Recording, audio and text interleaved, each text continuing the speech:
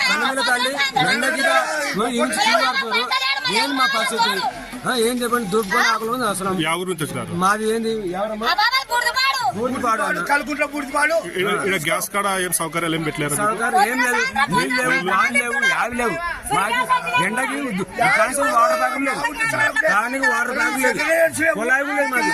కొలాయి కూడా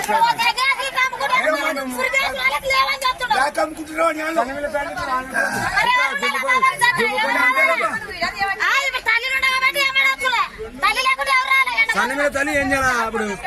ఓకే లేకపోతే